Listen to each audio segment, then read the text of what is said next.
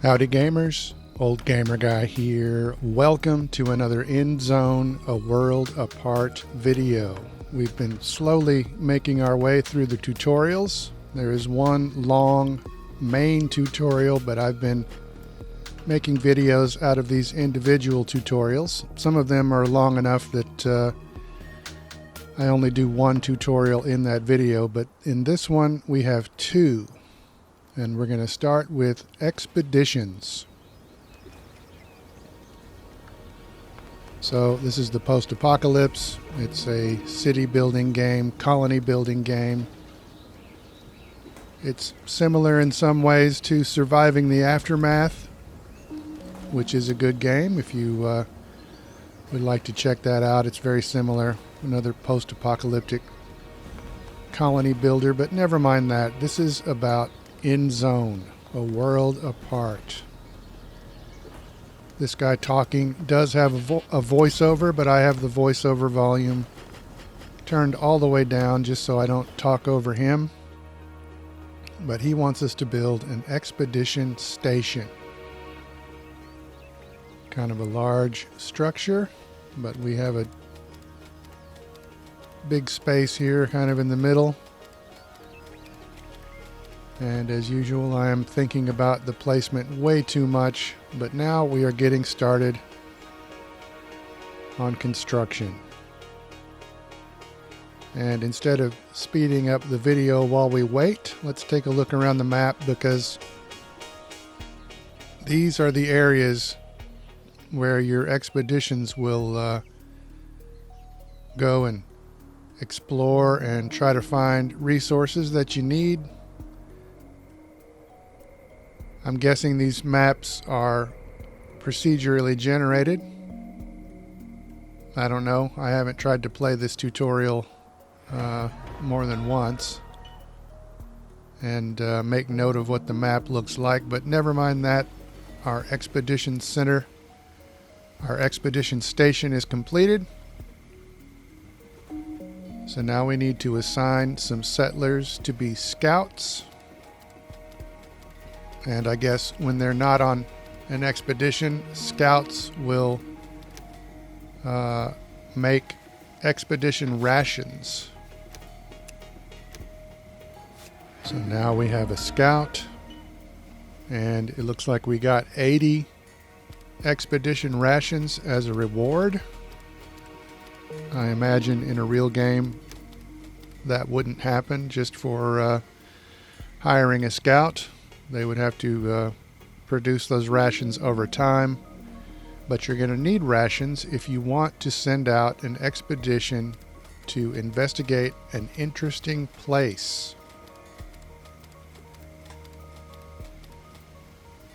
So, like I showed you on the map, there are various places you can go. But here is the expedition window, and they have an interesting location marked for us. You can see over there on the right side there's just a tiny little cursor you can use to point at what you want to highlight, and then you send your scout to check it out. Your scout has to go and do some reconnaissance before you can send a proper expedition. So now I'll speed up the video here. Our scout reached the interesting place, and now we can reopen the expedition window, and we can configure an expedition.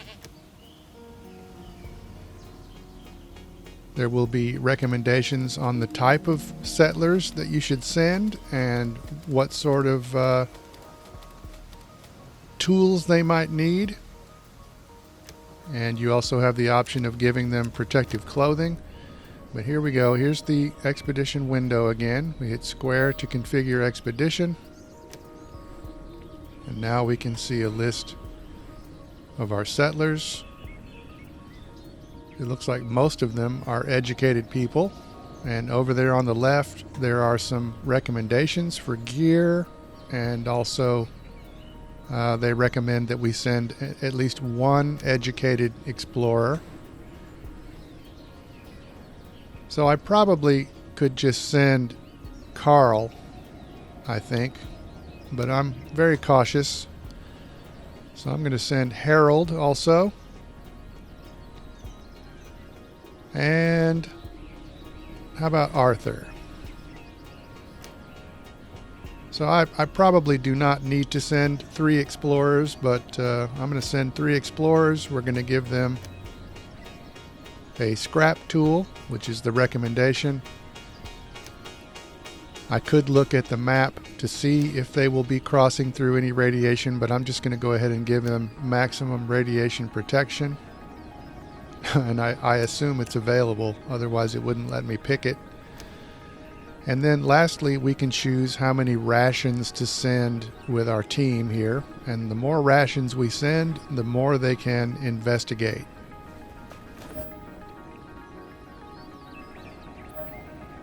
So our expedition is configured, and now we have to wait for the necessary materials to be brought to the expedition station.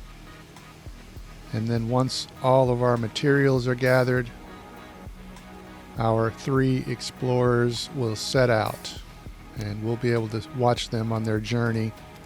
I guess the scout probably also was visible, but I didn't I didn't see them leave, so I didn't follow them all the way over there to the interesting location. But we will do that with our expedition here. And there they go. They're setting out.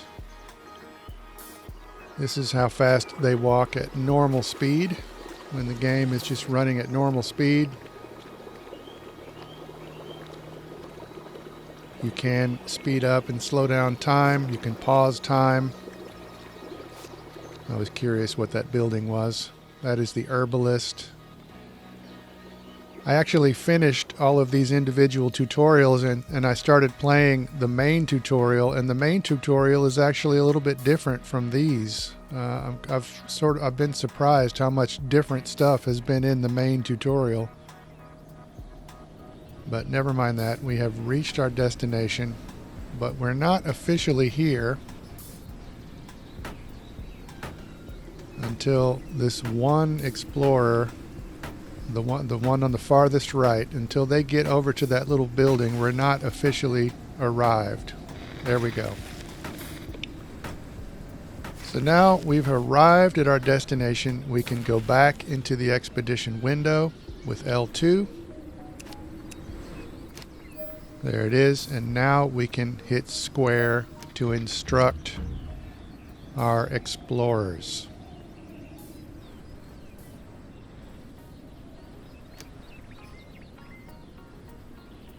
So there are potentially research utensils here, and we have our scrap tool, we have an educated person. So we have decided to send our settlers in.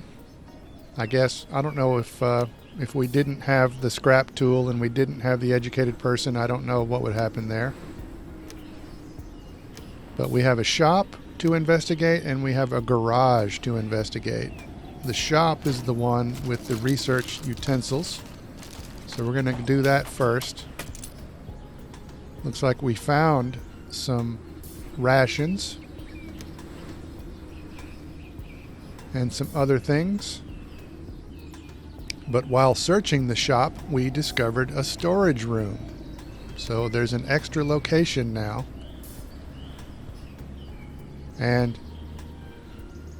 to use an action point, which I think is tied to the rations that we brought. So each one of these investigations costs a ration, I think. But we have found 2 more research utensils here.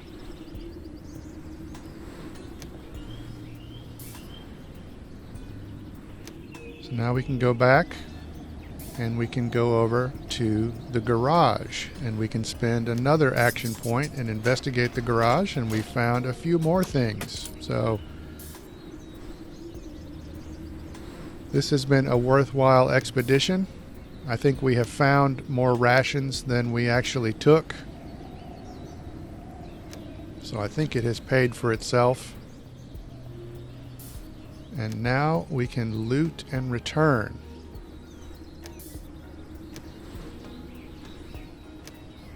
So now we get a screen showing all the things we found, and we can click on them to put them into our expedition backpack, I guess. And you can see the capacity filling up over there. You do need to be careful because the game will allow you to select loot and return without actually putting this stuff in your backpack. So I don't know what happens at that point, if it automatically gives you everything or how that works.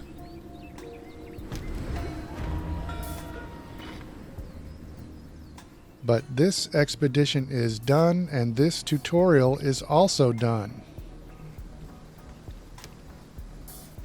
So he is just urging us to not to forget to send out these expeditions and look for research utensils. Those are very important, as we will find in the next tutorial.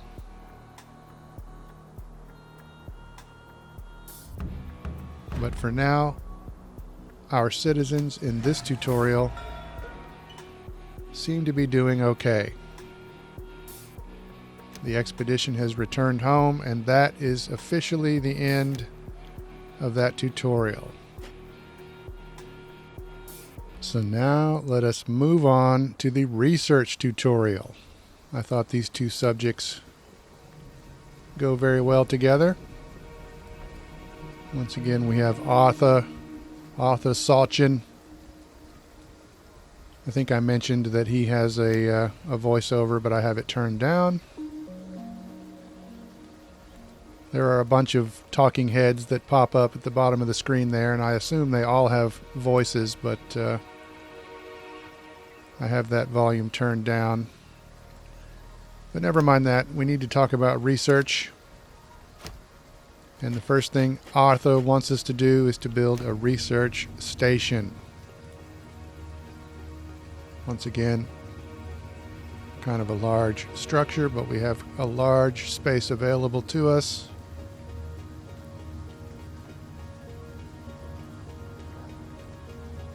Yeah, I don't know if anybody's interested in me making a video out of the main tutorial also, but I have been kind of surprised how different it is. They are definitely giving you more information by doing the main tutorial, but it would either be one very, very long video or a bunch of small tutorials again, a bunch of smaller videos again, like I've done with these individual tutorials. So I don't know if anybody's interested in that, but never mind that for now, because our research station is built. We need to assign some researchers.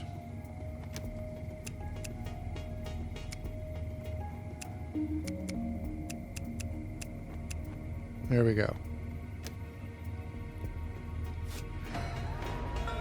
So now our researchers will start to generate knowledge. Knowledge is necessary to perform research, and the research utensils that we found in the expeditions tutorial, I think those just unlock new areas of research, because it didn't actually make me use those or spend them in any way. It just is telling us that they want us to research electronics. So we need to go into our research tree with L2, and we'll take a quick look at all these research trees in these different categories. There's food and housing, there's resources, then we have logistics, and all of these trees they seem kind of basic. Here's electricity. This is where electronics are.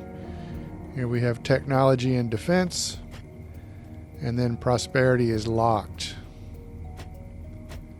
But comparing this to surviving the aftermath has a much more in-depth tree. So that could be a plus or a minus depending on your point of view. But we're going to get started researching electronics as soon as we gather the needed resources. We need wood, we need scrap. Now they have been gathered, and now the circle around electronics will start to fill up, and we are officially researching electronics. So I'm going to speed up the video a bit here because it takes quite a bit of time, several days. But eventually, there it is. So now that we have researched electronics technology, our refiners can recover electronic parts as they salvage. So that added another option to the refiner. But electronics alone are not sufficient to generate electricity. We need additional research, and they want us to research the wind turbine. So once again, we'll go into our research tree and select wind turbine.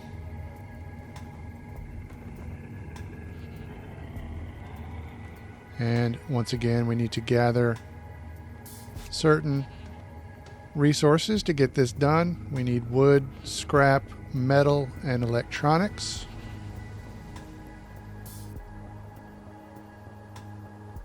And it did not make me go into a menu to tell my refiner to look for electronics, so that seemed to automatically happen.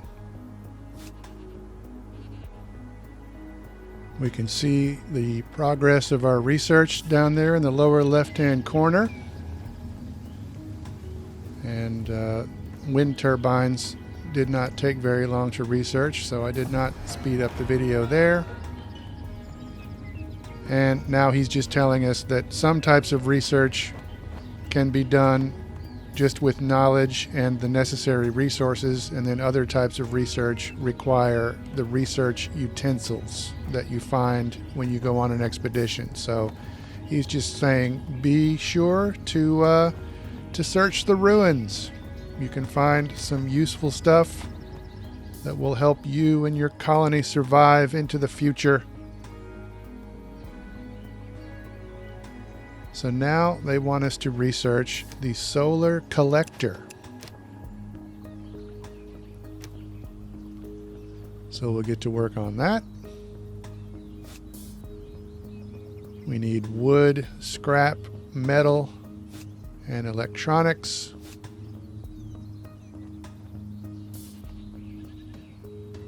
You can see those little yellow lines with the circles. And I guess some of those lines are also kind of gray. But that is, those are the resources being brought to the research station.